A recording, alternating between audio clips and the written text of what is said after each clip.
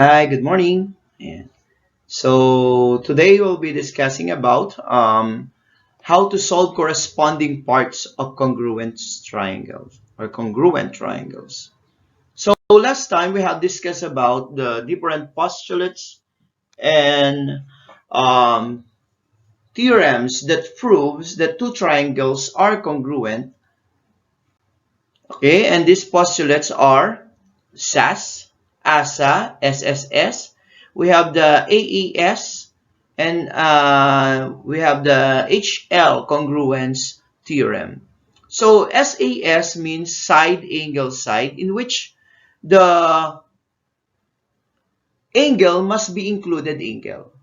We have the ASA or angle side angle, in which the side is included side.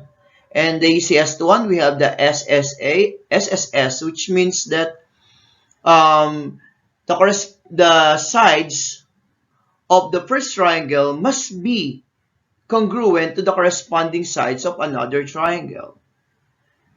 The last one, we have the AAS or the angle-angle side, in which the side must be a non-included side. And the last one, we have the hypotenuse leg congruence theorem, which is only applicable for a right triangle. It states that when the hypotenuse and a leg of the first triangle is congruent to the hypotenuse and a leg on another triangle, then we can say that the two triangles are congruent using the HL, hypotenuse leg congruence theorem. So, we will now use this postulate and theorems to prove that the other corresponding parts of the two triangles are congruent. So this is known as the CPCTC, or the corresponding parts of congruence triangles are congruent. So we are going to use this concept in solving for the corresponding parts of congruence triangle.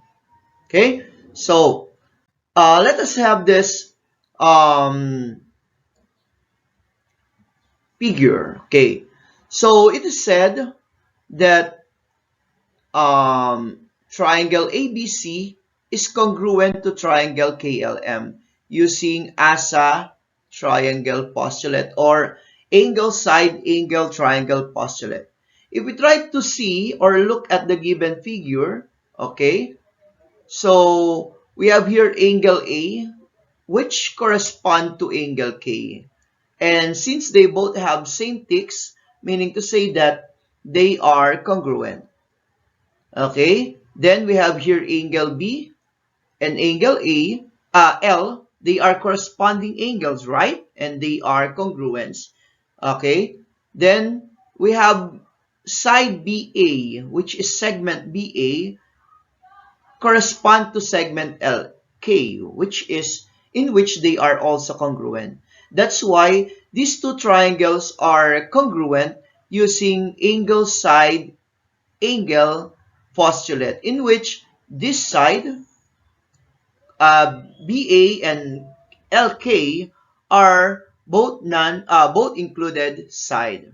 Okay. Now, looking for the other parts of the triangle, since it is already proven that the two triangles are congruent using the ASA triangle postulate, therefore we can say that the two triangles or all the parts of the given triangles are congruent. Um, let's try to enumerate those parts. Okay, so we have side AC or segment AC and segment KM. Okay, they are congruent. We have segment BC and segment LM, and they are congruent also, right? Angle C and angle M, they are corresponding angle, and they are congruent. Why? Because these two triangles are congruent using the CPCTC, or the corresponding parts of congruent triangles are congruent.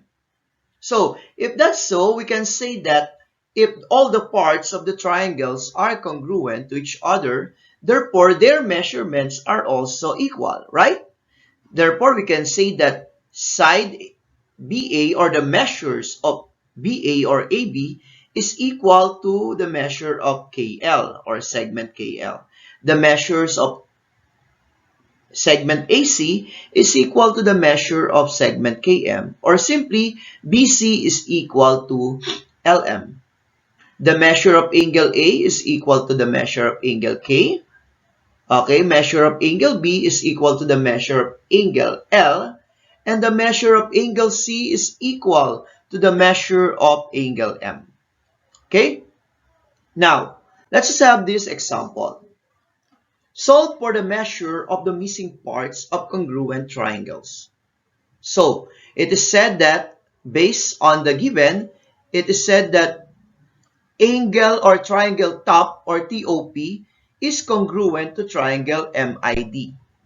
Therefore, if they are congruent, meaning to say that all their corresponding parts are also congruent, right? So, if all their corresponding parts are congruent, therefore, we can say that angle O is congruent to angle I, right?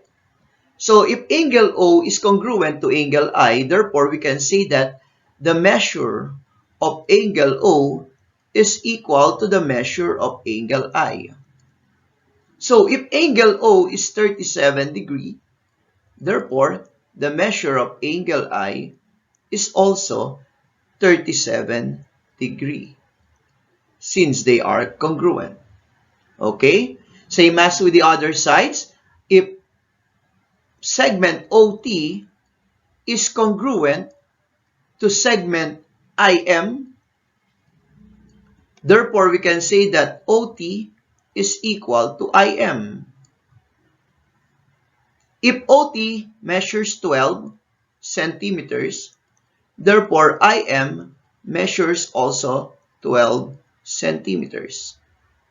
Okay? Same as with the hypotenuse, we have OP, right? Segment OP is congruent to segment ID or DI. Okay? Therefore, the measure of OP is equal to DI. If OP measures 15 centimeters, therefore, DI also measures 15 centimeters. Okay, so we have TP. Segment TP is congruent to segment DM. Right? So therefore, the measure of TP is equal to the measure of DM also. If TP measures 9 centimeters, therefore, DM also measures 9 centimeters. Okay? Now, there's no need for us to prove for angle T and angle M because they both measures 90 degree. Now, the missing sides or the missing part is measures is angle P and angle D as well.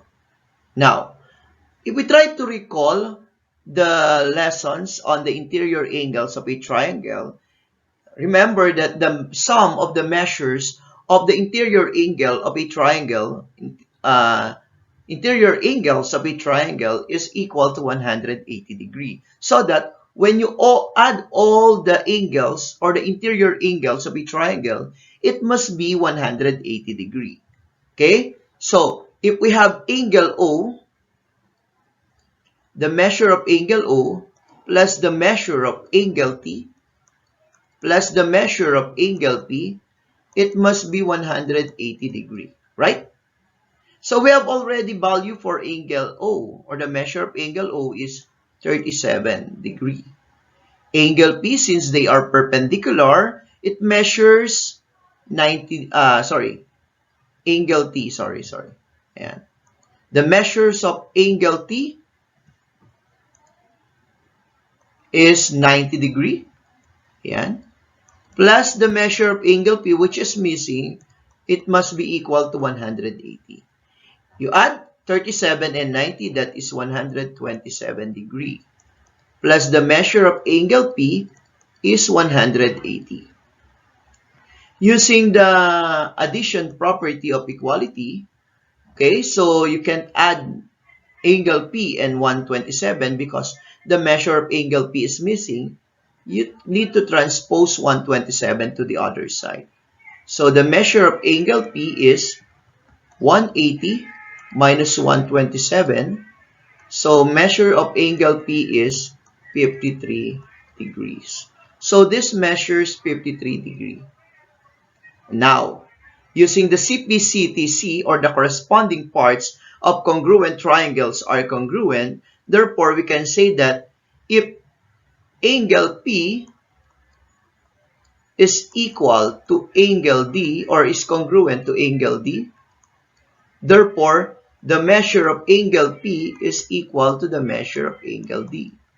So if angle P measures 53 degrees, therefore the measure of angle D is also 53 degrees. And that's how to find the missing parts of congruent triangles. Okay, let's move now to the second example.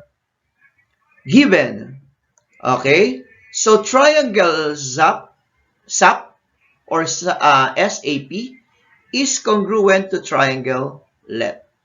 So since they are congruent, therefore we can say that all their corresponding parts are also congruent. And we are asked to solve for x and y. Okay? So what is the value of x and y? Now, so we can say that based on the given figure, we can say that SA, segment SA, correspond to segment LE, and they are congruent since they both have same ticks, right?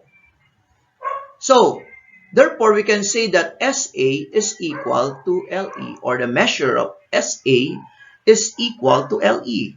By substituting, SA has the expression of x plus 15, and the measure of LE is 31. But using the addition property of equality, since you can add x and 15, we need to transpose 15 to the other side. So it will become x is equal to 31. From positive, it will become negative 15. So x is 31 minus 15, and that is 16. So therefore, the value of x is equal to 16. Now, let's now proceed to y. So looking at the given figure again, we can say that segment SP correspond to segment LT, and they are congruent.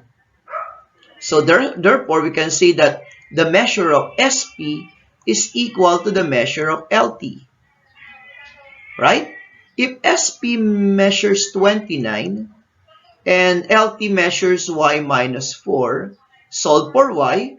Still, we can subtract y and negative 4. So using the addition property of equality, transposing 4 to the other side, from negative, it will become positive 4, right? So adding it, that is 33 is equal to y. And that's the value of y. Okay, so that's it for today, class. I hope you learned something from this video. Thank you very much.